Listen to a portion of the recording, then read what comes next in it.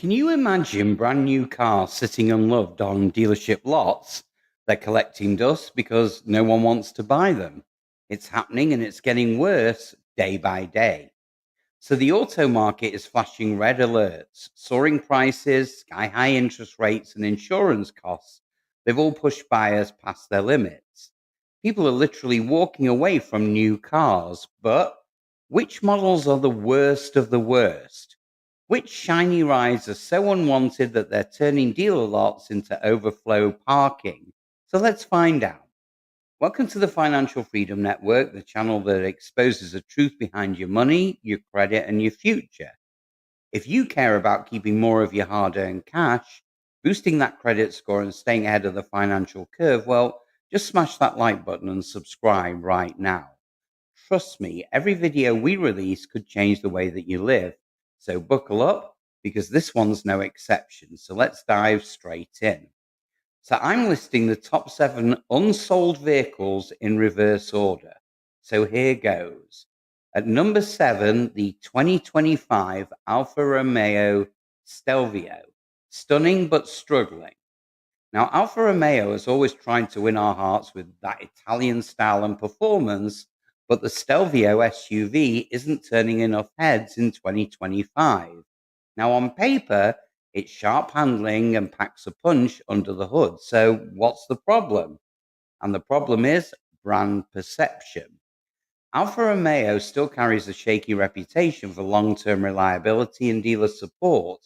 And even those die-hard fans admit ownership can mean much more headaches than you'd expect at this particular price point. At an average selling price of around 55,000, it's not outrageously expensive for a luxury crossover, but rivals from BMW and Lexus offer stronger resale value and more refined tech for just a bit more money. The result? Dealers can't move them. The Stelvio is backing up fast with an estimated 218 days supply on lots.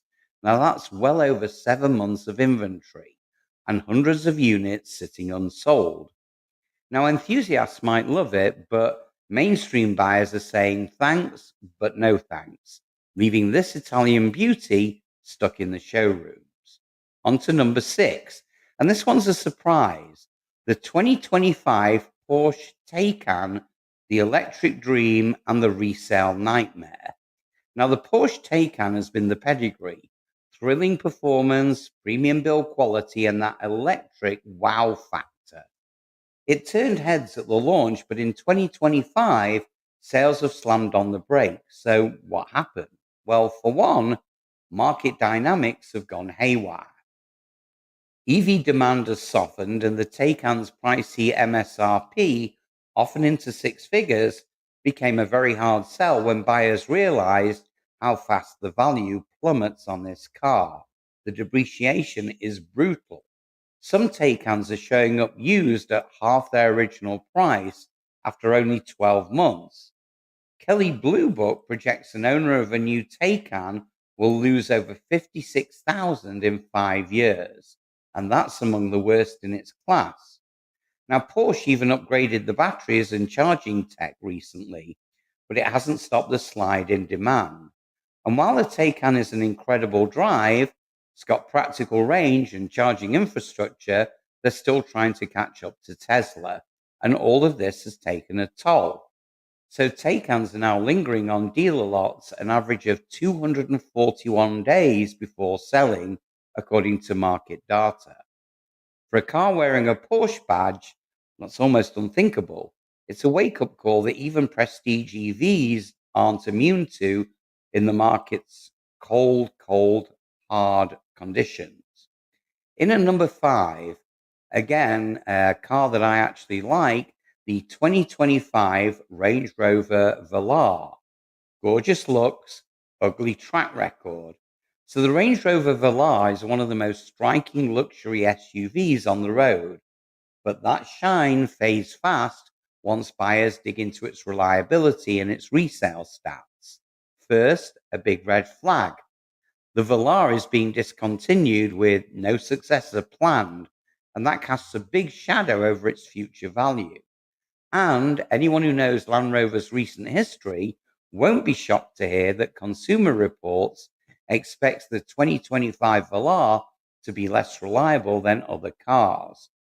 Years of reports about electric gremlins, screen glitching, and even timing chain failures have made cautious shoppers think twice.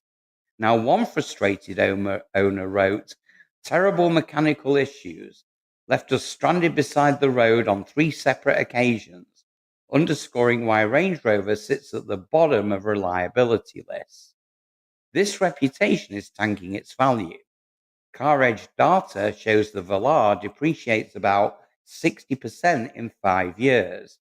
So that drops it from a $74,800 sticker to barely $28,000 on resale. Ouch. So it's no surprise dealers are watching Velars pile up. Right now, the market day supply is around 241 days, with thousands of units unsold. Even a beautiful design and luxury badge can't overcome poor dependability and the crushing depreciation, and buyers are simply walking away. On to number 4, the 2025 Volkswagen ID4. The mainstream EV hits a wall. Now, the Volkswagen ID4 was supposed to be the people's electric SUV, but in 2025, it's looking more like the people's least favorite EV. Now, the ID4 checks a lot of boxes. It's got a decent range, a spacious interior, a competitive price, yet something's a little bit off. For starters, its tech experience has been very rocky. Owners report buggy infotainment systems and even screens that go blank or reboot randomly, which led Volkswagen to recall nearly 80,000 ID4s for a software fix to stop the displays from blacking out. Now, nothing screams futuristic EV like having to pull over and reboot your car screen. So, there have been complaints of spotty charging behaviors and quirky gear selector issues. And on top of that, the ID4's resale value is plummeting. CarEdge projects about a 60% drop in value after 5 years, leaving an ID4 that's bought new for 54,000 worth only 21,000 later. Now, in a market where rivals like the Tesla Model Y offer a much better range, and Hyundai's Ioniq 5 or Kia's EV6 offer far flashier tech and styling, the ID4 is struggling to stand out. Now, dealers have noticed this and they're worried. The inventory is now backed up to around 260 days of supply, with literally thousands of unsold ID4s just sitting there on the lots. Volkswagen hoped the ID4 would spearhead their EV revolution, but right now it's stuck in neutral. So before we hit the top 3, here's a quick reality check. If you think new car prices and those monthly payments have gone absolutely insane lately, do me a favor, go ahead and smash that like button. It lets us know you're fed up too, and it really helps the channel reach more people. So thank you. Now back to the list. So in at number 3, the 2025 Audi 6, the luxury sedan that's been left behind. Now, the Audi A6 has long been a solid luxury sedan, but in 2025, this executive 4-door is showing its age and it's stalling out on dealer lots. The current A6 generation debuted back in 2018, and buyers in this segment now want the latest and the greatest. So, excuse me, rivals like the BMW 5 Series and the Mercedes E-Class have rolled out fresher designs and tech, while Audi itself is pivoting to electric with the upcoming A6 e-tron. Now, that leaves the gas-powered A6 feeling like yesterday's news, yet it still carries a hefty price tag, often around 60 to 70,000 for a nicely equipped one. Now, reliability hasn't been a huge issue for the A6, but depreciation certainly is. In fact, CarEdge data suggests the A6 will lose roughly 40% of its value in 5 years, leaving maybe only $33,000 on a $67,000 car. Now, for savvy buyers, that's hard to swallow when competitors offer better resale value and newer tech. The result? Dealers now have A6 sitting on the lot for an average of 360 days, and that's basically a full year. Inventory data shows roughly 368 days supply and thousands of units unsold. And it's a clear sign that even a well regarded, comfortable sedan, well, it can't escape the market shifts. Buyers want newer, either electrified or more advanced options, and the venerable A6, well, it just isn't drawing them in right now. Down to number two, another Audi. This time it's the 2025 Audi Q4 e-tron, a value vacuum in the EV SUV segment. Now, Audi's Q4 e-tron was launched to be a stylish, compact luxury EV SUV. It's a baby brother to the e-tron SUV, but in 2025, well, buyers are over it. This model is turning into a hard sell for a few very, very big reasons. First of all, its value. With prices easily climbing into the 50,000 range, well, the Q4 just doesn't deliver enough compared to its competitors. The range and the charging specs are fine, but not class leading. And the interior, well, while it's upscale, it certainly doesn't outshine the Tesla Model Y or even the cheaper Hyundai Ioniq 5. Simply put, the Q4 e-tron isn't convincing buyers it's worth the premium. Second, early issues. So while Audi touts reliability, real owners have reported annoying software glitches and charging system faults. Everything from the charging ports that won't unlock to warning lights that require software updates. So that's not exactly confidence inspiring for an expensive new EV. Thirdly, it's got fierce competition. So at this price, many shoppers are opting for proven EVs like the Tesla, or they're looking at the Genesis GV60, the Kia EV6, etc., which often offer more range or better tech for the same buck. All of this has left Audi's dealership with a mountain of Q4 e-trons that they simply can't move. The market days supply is hovering around 388 days. Yes, over a year's worth of Q4s in stock, with well over 2,500 units just sitting there languishing and unsold. Now, Audi even slashed Q4 e-tron prices by up to $6,000 for its new models in order to entice buyers. But so far, well, sadly, it looks too little too late. So this EV is quickly becoming a cautionary tale in the slowing EV market. And now we're down to number one. Here we go. The 2025 Ram 2500 HD, the heavy duty truck. Now, heavier inventory and the worst offender in the country right now. See what you think.